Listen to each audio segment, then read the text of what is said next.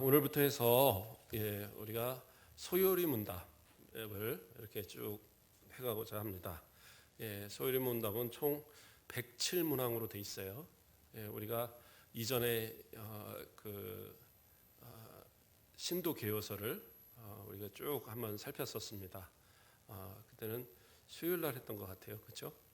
그래서 신도 개요서를 쭉 한번 살폈었고, 사실은 신도 개요서가 제일 어려운 거고, 그 다음에 대유리 문답 그리고 소유리 문답이에요. 소유리 문답은 사실은 좀 쉬운, 원래 만들어진 용도는 초신자나 그 어린 아이들 이렇게 그 세례 전에 교육용으로 만든 것이 소유리 문답입니다. 그리고 사실은 좀 이렇게 신앙생활 좀 오래 하는 분들은 대유리 문답, 그리고 이제 어른들 좀 이렇게 신앙생활 하고 있는 분들은 대유리 문답을 그렇게 배우고, 좀 더 이제 깊이 배울 때는 신도개요서를 배우는 거예요. 이제 이 소유리 문답이나 신도개요서 또 그 대유리 문답 다 마찬가지로 웨스트민스터 그 대회 그 종교 회의에서 이것을 만들고, 또 그것이 모든 장로교에 이렇게 퍼지게 된 그러한 이제 근거가 됐는데, 이것이 이제 만들어진 기본적인 그 시작은 1643년에 그때 있었던 이 웨스트민스터 회의에서 그것이 이제 만들기로 그것을 결의하고, 그래서 당시에 이제 영국 성공회와 스코틀랜드 장로교회 이러한 이 교단들이 서로 회의하면서 이 5년 동안을 연구해서 만든 것이 이 세 가지예요. 이 세 가지 그 신도개요서와 또 이 그 대유리 문답, 소유리 문답, 그리고 그 외에도 또 이제 교회 정치, 예배 모범, 뭐 그렇게 해서 총 5가지를 만들었어요. 그래서 이것을 이제 각 교회들이, 특별히 이 신도개요서와 대유리 문답, 소유리 문답은 각 교회들이 이제 그것을 받아들였고, 미국이나 이제 호주 같은 이제 그 영국에서 이주한 그러한 이 장로 교도들을 통하여서 이것이 이제 또 퍼져 나갔고, 그러면서 또 장로교 그런 선교사들이 우리나라도 마찬가지고 전 세계적으로 이렇게 퍼져나가면서 마찬가지로 그렇게 만들어진 장로교 교단들은 거의 대부분이 바로 이 그 소유리 문답과 대유리 문답, 신도개요서를 받아들이고 있습니다. 그래서 우리 합동측 교단에 이제 그 신조라는 게 있어요. 그 헌법에 보면 앞에 신조라는 게 나오는데, 이거 이제 우리 그 목사고시 볼 때 보던가요? 좀 기억이 가물가물하는데, 우리 전사님도 이제 열심히 공부를 해야 되는, 그렇죠? 예. 했었나요? 그때? 그 목사고시 때 보는 거죠. 예. 그래서 그 가장 먼저 나오는 그 부분에 뭐라고 나오냐면, 대한예수교 그 장로회 헌법의 신조에 이렇게 뭐라고 나오냐면요, 웨스터민스터 신도개요서와 성경 대소요리 문답을 교회와 신학교에서 가르치라, 이렇게 이제 나와요. 그래서 교회와 신학교에서는 이 신도개요서와 대유리 문답, 소유리 문답을 가르치도록 명시하고 있어요. 또 뿐만 아니라 이어서 소유리 문답은 더욱 우리 교회의 문답책으로 채용하라, 이렇게 나와요. 그러니까 무슨 얘기냐? 이 세례 교육이라든가 또는 이제 임직자를 세운다든가 이러한 모든 교육에 이것을 다 사용하라고 명시가 돼 있어요. 그런데 실제로는 잘 하지 않고 있죠. 왜냐하면 워낙 문항수가 길고 그러니까 잘 배우고 있지는 않은데, 그러나 이게 참 중요한 것은 소유리 문답이든 대유리 문답이든 또 신도개요서도 마찬가지지만 성경을 바라볼 수 있는 가장 기본적인 그 어떤 교리, 그것을 잘 설명하고 있습니다.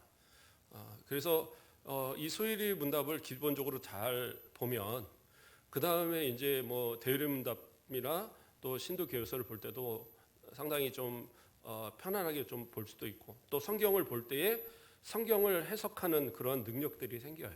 그래서 물론 그렇다고 아주 어려운 부분을 다 알 수 있는 건 아니지만 기본적으로 그래서 성경을 보면 이것이 이런 내용이겠구나. 그래서 그러한 어떤 성경적인 기초를 다지는 데 있어서 이 소요리 문답은 상당히 중요합니다.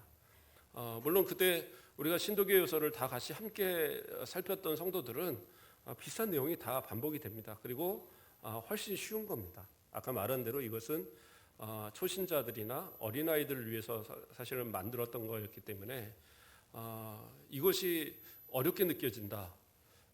그래서 내가 한 10년, 20년, 한 30년 다녔는데 이게 어렵게 느껴진다. 그러면 이제 사실은 좀 문제가 있는 거예요. 예. 뭐 그렇다고 해서 구원이 못 받고 이런 얘기가 아니라 성경을 그만큼 안 봤다는 얘기인 거예요. 예. 성경을 꾸준히 바라보신 분들은 그렇게 어렵지 않습니다. 그래서 그 내용들을 우리가 잘 살피면서 한번 우리의 그 성경적 지식도 다시 한번 살펴보고 또 이것을 통해서 믿음의 어떤 또 기초를 다시 한번 다져보는 그런 기회가 되길 바랍니다. 그래서 그렇게 어렵진 않습니다. 처음에 이제 그 일문항이 조금 어렵게 시작을 하는 것 같지만 나머지는 뭐 그냥 계속 그냥 그렇게 어렵지 않게 우리가 다 아는 이야기를 나갑니다. 자, 소요리 문답 오늘은 제 1문만 살펴보도록 하겠습니다. 가장 먼저 나오는 것 뭐라고 나옵니까? 사람의 제일 되는 목적은 무엇입니까? 이렇게 질문으로 시작을 합니다. 그래서 소요리 문답도 그렇고 대요리 문답도 마찬가지지만 문답으로 돼 있어요. 그러니까 질문이 있고 그 답이 다 쓰여 있습니다. 그러니까 어렵지 않아요. 그런데 그 답이 성경에 어디에 어떻게 근거되어 있느냐, 무슨 의미냐라는 것을 우리가 이제 좀 살펴보는 겁니다. 자, 사람의 제일 된 목적. 그러면 다시 한번 질문 드립니다. 내가 지금 가장 목적으로 삼고 있는 것이 무엇입니까? 아마 이런 질문을 던져보면 이해가 쉬울 거예요. 내가 오늘 하루 또 일주일을 살아가는 동안에 또는 이 지금까지 1년을 살아오는 동안에 내가 가장 목적을 두고 살아가는 이것에 어떤 인생의 어떤 그 목적을 두고 살아가는 그 목적이 있을 거 아니에요. 그것이 무엇이냐 한번 스스로 생각해 보길 바랍니다. 어떤 이는 아파트를 사는 것이 목적일 수도 있어요. 그래서 내가 그 목적을 이루기 위해서 정말 안 먹고 안 입고 막 그렇게 만들어가고 어떤 이들은 학생들은 또 대학을 가려고 뭐 공부를 해서 밤잠을 설쳐가면서 공부를 하는 사람들도 있을 것이고 그렇죠? 직장을 다니는 우리 그분들은 또 진급을 하기 위해서 또 열심히 야근해 가면서 일하는 그런 분들도 있을 것이고 인생에 여러 가지 목적들을 만들고 갈 것이다라는 거예요. 그런데 그 목적이라는 것은 때로는 우리가 이제 목표라는 것과 서로 혼동하기가 쉬워요. 우리가 사실 대부분 목적이라고 말하는 것은 대부분 목표예요. 무슨 얘기냐면 목표라는 것 목적이란 말은 거의 비슷한 말처럼 여겨지지만 목표는 어떤 것을 딱 달성하면 끝이에요. 그러나 목적은 달성하지 않더라도 그 의미 자체가 남아 있는 겁니다. 이제 그게 중요한 거죠. 그래서 사실은 목적은 좀 더 큰 의미입니다. 근데 우리는 자꾸 그 모든 것이 다 똑같은 거로 여겨지니까 돈에 대한 목적을 가지고 또는 뭐 어떤 뭐 권세, 어떤 지위 뭐 이런 것의 목적을 가지고 자꾸 살아가니까 어느 순간 가면 그곳에 내가 실망하고 또 이 불만족하게 되는 그런 상황들이 벌어지는 거예요. 예, 예를 한번 들어보겠습니다. 예전에 그 2002년 월드컵을 아마 기억을 하실 겁니다. 그때 혹시 순천에서도 막 응원하고 했나요? 예, 예, 그때 뭐 큰 교회들은 교회 화면에다 띄워놓고 막 예, 성도들이 모여서 대한민국 어치고 막 그랬습니다. 사실은. 예, 그리고 어떤 부목사님은 청년들하고 끌고 밖에서 그 보고 끌고 다니면서 빵빵빵빵 하니까 옆에서도 같이 빵빵빵 해주고 막 그 음료수도 막 그냥 공짜로 나눠주고 막 그러더래요. 그래갖고 같이 응원하고 했다고 막 그러던데 상당히 아주 즐거운 때였습니다. 예, 월드컵 4강까지 들어가는 그런 엄청난 일을 이뤘을 때죠. 근데 그때 당시까지 아직은 우리는 16강도 들어본 적이 없었어요. 그런데 이제 16강을 딱 들어갔을 때 16강을 이뤘을 때 사람들이 어떻게 생각을 했냐면 우리는 이제 다 이루었도다. 다 이루었도다. 너무 좋아하는 거예요. 너무 좋고 이걸로 만족하는 듯한 그런 모습을 보이고 이제 선수들도 회식을 하면서 막 술을 먹고 막 너무 막 즐거워하고 그러고 있더라는 거예요. 그때 그 모습을 보면서 히든크 감독이 강하게 책망을 했답니다. 지금 이걸로 만족할 거냐. 그리고 언론을 향하여서 말할 때 나는 아직 배고프다. 이렇게 말을 했어요. 나는 아직 배고프다. 그리고 결국에는 4강까지 그것을 이루었어요. 그러니까 대단한 일이죠. 그런데 저는 그때 사실은 그 히든크 감독의 나는 아직 배고프다라는 그 말이 어떻게 보면 큰 원동력이 돼서 그렇게 4강까지 이뤘는지는 모르겠지만 저는 그 말보다는 그 당시에 응원하던 응원 구호가 오히려 저는 더 기억에 많이 남아요. 어떤 구호였습니까? 꿈은 이루어진다라는 거. 사실 배고프다 해서 4강을 이뤘다? 그건 목표예요. 그렇잖아요. 그걸 이루면 그러면 내가 그럼 만족을 한가요? 아니 1등을 하는 사람도 있는데 우승을 한 팀도 있는데 4강에 만족을 하겠습니까? 우리는 그 정도면 되죠. 그거는 사실 옳은 모습은 아니죠. 진짜 선수라고 한다면 끝까지 최선을 다하는 게 중요한 거고. 그런데 오히려 저는 그 꿈은 이루어진다는 그 말, 꿈을 꾸고 그것을 향해 한 걸음 한 걸음 나가는. 그러면 어떻게 해요? 이번에는 4강이지만 다음에는 또 결승에도 들어갈 수 있고 그 다음에는 우승도 할 수 있고 뭔가 그런 꿈에 대한 부분들이 더 확장이 될 거잖아요. 그러면서 그 당시에 사실은 힘들었던 여러 경제 상황, 여러 그 상황 안에서 많은 사람들이 힘을 얻고 또 도전 의식을 갖게 되는 참 좋은 기회였던 것으로 기억을 합니다. 그때 그렇죠. 우리 장모님도 여기 계시지만 장모님이 저 아직 결혼하기 전인데 자 사위 빨간 옷 입고 와라 해갖고 저기 그게 어디였죠? 을지로 어딘가 하여튼 끌려가갖고 거기 앉아갖고 대한민국 하고 저도 그렇게 했던 기억이 납니다. 어쨌든 그러한 어떤 꿈을 갖고 살아가는 그것이 어떻게 보면 세상적으로 봤을 때 목적에 좀 더 가깝지 않을까라는 생각을 합니다. 그런데 그리스도인들은 세상이 갖는 목적, 그것은 어떻게 보면 상당히 짧은 그것을 아무리 이루었다고 해도 결국에는 인생이 한계가 있기 때문에 우리 인생이 끝나고 나면 없어지는 것들이잖아요. 그러나 우리가 갖는 목적은 그러한 단기간적인 목적, 그냥 어느 정도 이루고 나면 그것으로 인해서 더 이상 이룰 것이 없는 그러한 목적, 그런 것이 아닌 거예요. 그래서 우리의 답을 뭐라고 얘기를 합니까? 우리의 답을 사람의 제일 되는 목적은 하나님을 영원롭게 하는 것과 영원토록 그를 즐거워하는 것이다, 이렇게 말하고 있어요. 하나님을 영원롭게 하는 것과 영원토록 그를 즐거워하는 것, 이것이 우리의 두 가지. 그러니까 사람으로 태어났다면 반드시 가져야 되는 목적이라는 거예요. 특별히 성도들은 반드시 가져야 되는 인생의 목적, 그것이 뭐냐? 하나님을 영원롭게 하고 또 하나님을 영원토록 즐거워하는 것. 자, 하나님을 영화롭게 한다라는 것은 어떻게 보면 당연한 거죠. 하나님께서 우리를 만드신 목적이라는 거죠. 그래서 오늘 우리가 읽었던 본문에서도 뭐라고 그럽니까? 이 백성은 내가 나를 위하여 지었나니 나를 찬송하게 하려 함이라. 찬송하게 한다는 그 사실 자체가, 그렇죠? 하나님을 영화롭게 하기 위해서, 하나님이 영광을 받으시기 위해서, 찬송을 받으시기 위해서 만들었다는 거예요.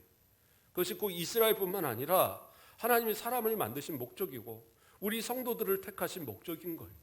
그래서 우리는 하나님을 찬송하기 위해서 만들어진 존재예요. 그래서 또 고린도전서 10장 31절에서 사도 바울은 이렇게 얘기합니다. 그런즉 너희가 먹든지 마시든지 무엇을 하든지 다 하나님의 영광을 위하여 하라. 그렇죠? 그래서 우리는 하나님의 영광을 위해서 해야 돼요. 먹든지 마시든지 무엇을 하든지. 그러니까 우리가 오전에도 감사에 대한 이야기들을 했지만 결국엔 그 감사의 최종적인 것은 뭐예요? 하나님께 영광이잖아요. 그렇잖아요. 그러니까 밥을 먹어도 그냥 먹지 마시고 좀 감동적으로 먹어야 돼요. 그래서 밥을 한 숟갈 뜰 때마다 오 밥이요, 아, 밥이다. 야, 정말 이 좋은 밥을 주신 우리 하나님께 영광. 그러면서 먹어야 된다는 거예요. 예. 진짜 그렇게 하십니까? 예. 저도 잘 못 그래요. 감사는 하고, 예, 그렇죠. 감사는 하고 먹는데 막 그 감격한 막 그러므로서 야 이것으로 하나님께 영광이 돼야지 막 이런 모습을 갖고 먹느냐라는 거죠. 그러면 먹는 음식 자체가 좀 달라질 것 같아요. 내가 아무리 다이어트를 해서 작은 걸 먹을지라고 아니면 뭐 특별히 뭐 조그만 걸 먹어도 그 자체로 하나님 앞에도 감사하고 영광을 돌릴 수 있는 그런 마음 자세가 될 텐데 맨날 이 먹는 거하고 뭐 전투를 하듯이 예, 이거 먹어서 살을 뭐 찌네 마네 막 고민을 하면서 이거는 먹어야 되네 말아야 되네 이거는 피해야 되네 막 이런 고민만 하면서 먹다 보면 좀 되게 좀 불만스러울 것 같아요. 그러지 말고 감사하면서 물론 이제 몸에 해로운 것들을 먹어서는 안 되지만 진짜 먹을 때만큼은 하나님 앞에 좀 진짜 감사하는 마음으로 가지고 또 이것을 통해서 하나님 앞에 어떻게 영광을 돌릴 것인가에 대한 생각을 가지고 먹어야 된다는 거죠. 그러니까 바울은 분명하게 너희가 먹든지 마시든지 또 나아가서 무엇을 하든지 우리가 하는 모든 행동이 다 하나님께 영광이 되어야 되는 거예요. 그렇죠? 그게 하나님을 영화롭게 하는 사람들의 모습이에요. 돈을 벌더라도 그것이 하나님의 영광이 되어야 되는 거예요. 돈이 목적이 되지 마시고 어떤 분들을 보면 좀 더 돈을 많이 벌기 위해서 막 매달려요. 돈을 많이 버는 것은 좋은데 그것이 하나님의 영광을 가리면 안 돼요. 우리의 목적은 하나님께 영광이 돼야 돼요. 요즘 나라에서 막 그런 거 있어요. 입법을 지금 하려고 막 그러던데 개고기를 못 먹게 하는 입법. 아마 가장 슬퍼하는 분들이 목사님들이 아닐까. 예. 저는 안 먹습니다. 개고기를 안 먹는데 제일 힘들었던 게 뭐냐면 예전에 목사님들 뭐 어디 모임가 그러면 개고기집으로 가요 자꾸. 그러면 저는 개고기를 못 먹는데 고기 푹 숙이고 있으면 정 목사는 못 먹지? 삼계탕 먹어? 그러면 이제 그때 기쁜 마음으로 삼계탕을 먹고 뭐 그랬던 기억이 나는데 근데 저는 그렇다고 해서 개고기 먹는 걸 반대하지는 않습니다. 예. 그거야 이제 본인의 선택이죠. 그게 뭐 돼지고기를 먹든 소고기를 먹든 닭고기를 먹든 그런데 개고기는 안 된다. 그건 또 말이 안 되는 거잖아요, 사실은. 예. 인간이 많이 키우고 저희 집에도 강아지를 키우지만 그러니까 그렇다는 거지. 내가 안 먹는다고 다른 사람들이 먹는 것까지 혐오스럽고 무슨 죄악시 여기면 그건 저는 안 된다고 봅니다.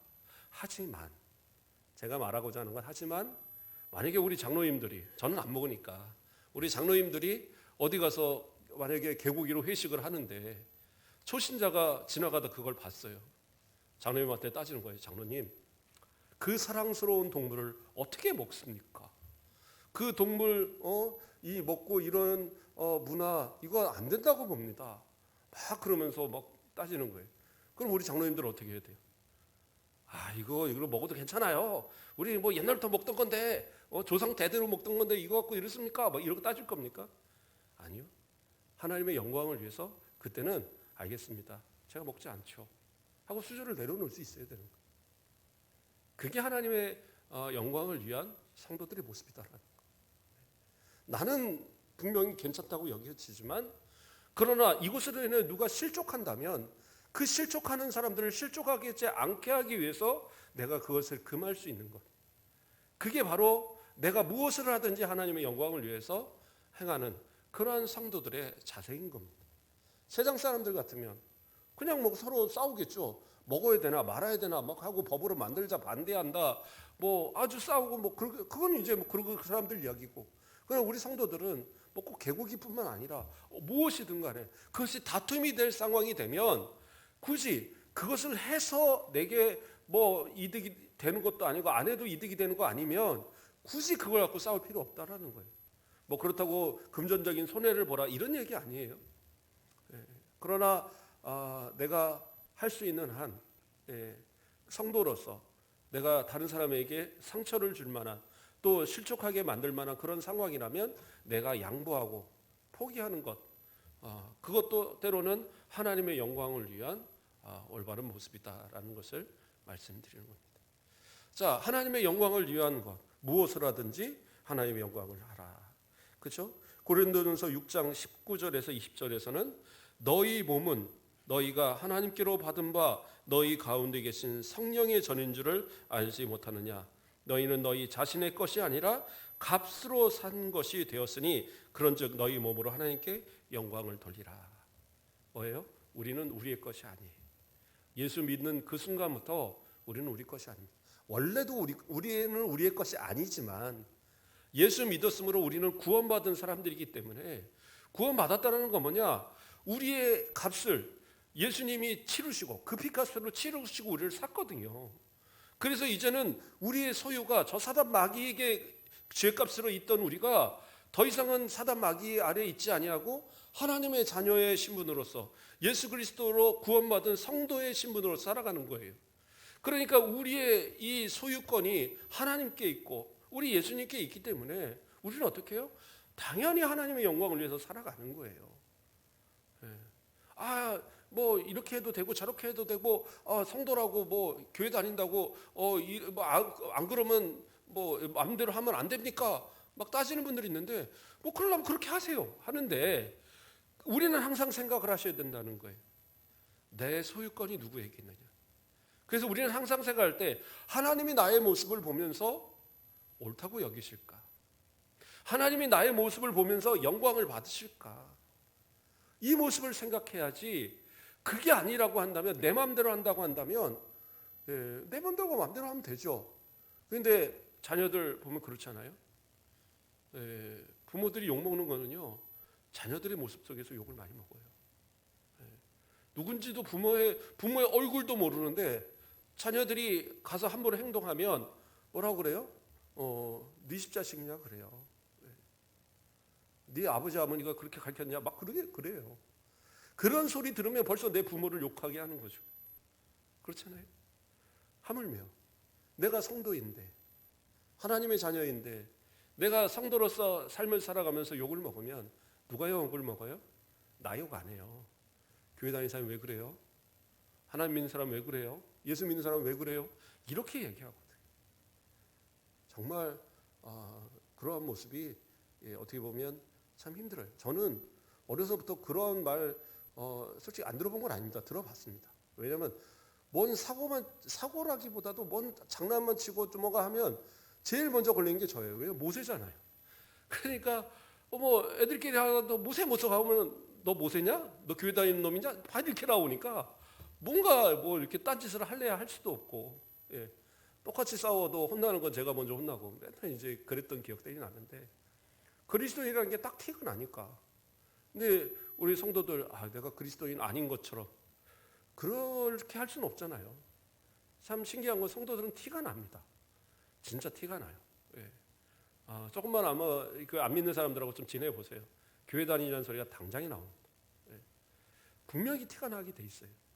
예수 믿는 사람들은 뭐가 달라도 달라요. 저는 그냥 뭐 마음대로 다 갖고 사는데요. 그래도 달라요. 세상 사람과 분명히 다른 모습이 나타나요. 그런데 그 티가 나는 모습 외에 나머지 모습이 옳지 못하면 하나님 앞에 정말 부끄럽지 않겠어요? 세상 사람들이 바라보면서 너 분명히 교회 다니는 거 맞는데 왜 그렇게 사냐? 왜 그렇게 행동하냐?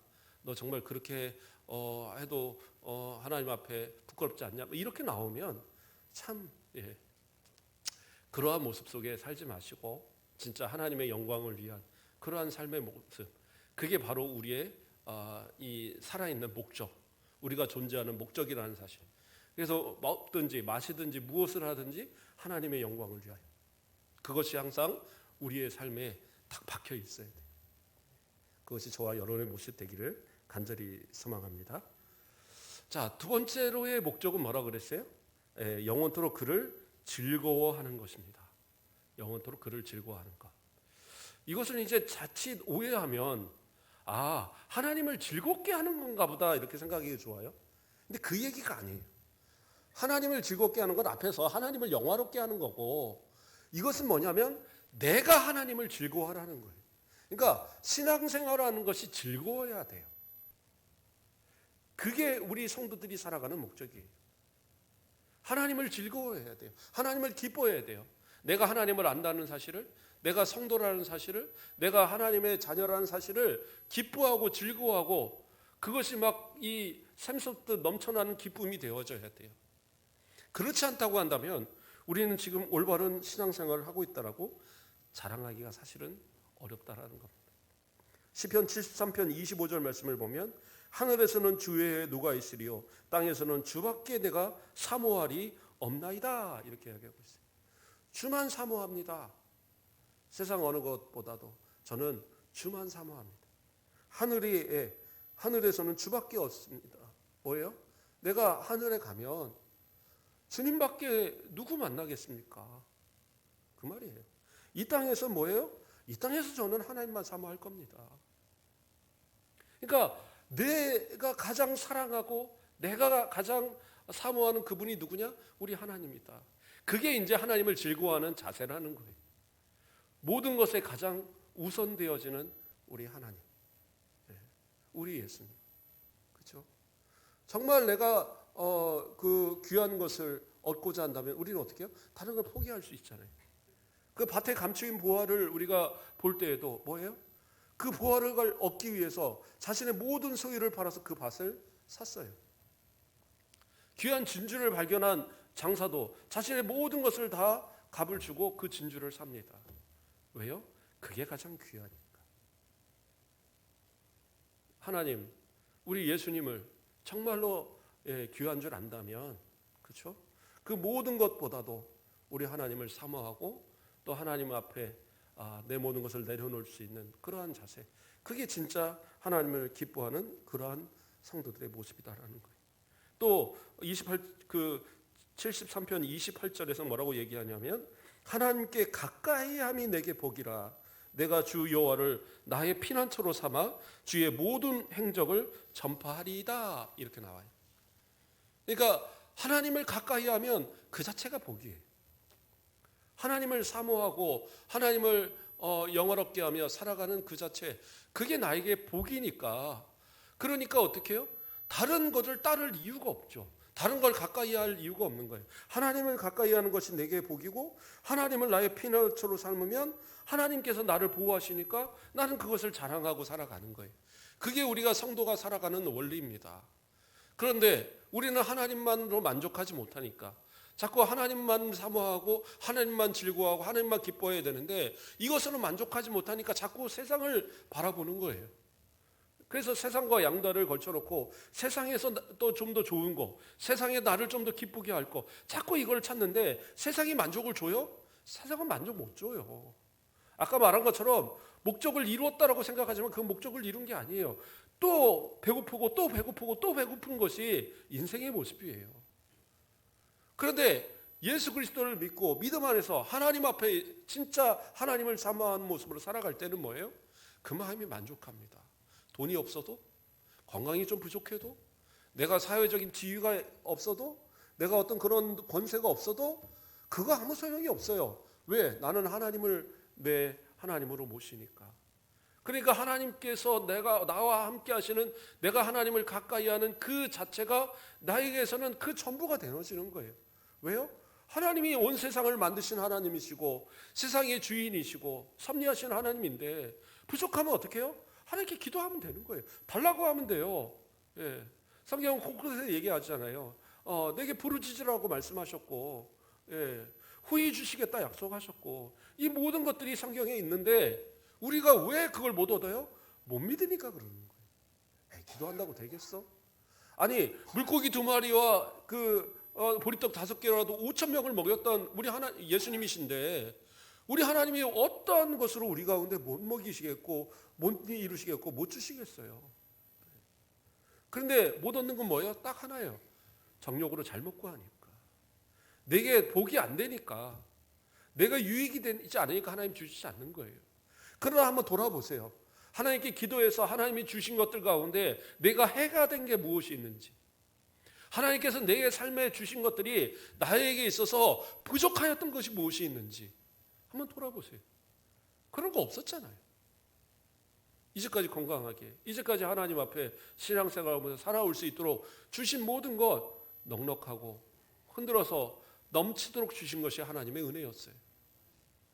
이것을 안다고 한다면 지금도 우리는 두려워할 이유가 없어요. 예, 이 땅에 어느 때고 그렇게 태평성대는 없었습니다. 지금이 태평성대. 그렇지 않을까요? 6.25 이후에 이 번창한 이 나라 지금이 태평성대입니다. 조선시대에 맨날 그 보릿고개에 있었고 그렇지 않아요? 뭐 그 심심하면 전쟁이라서 자꾸 이제 좀 젊은 사람들 다 끌어다가 전쟁에 뭐 그 창 하나 던져주고 가 싸우라고 다 그 죽게 만들고 그게 이제 과거의 모습. 지금은 어떻게 해요? 물론 지금도 곳곳에 뭐 세계 곳곳에 전쟁도 일어나고 하지만 예, 지금같이 태평성대가 어디 있습니까?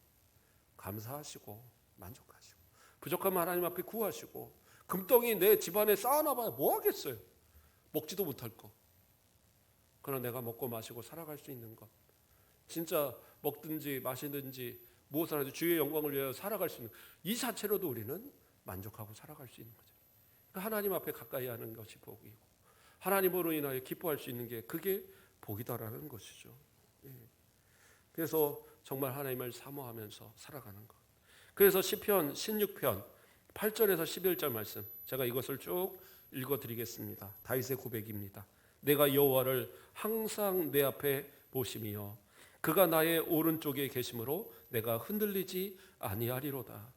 이러므로 나의 마음이 기쁘고 나의 영도 즐거워하며 내 육체도 안전하리니 이는 주께서 내 영혼을 스월에 버리지 아니하시며 주의 거룩한 자를 멸망시키지 아니하실 것임이다.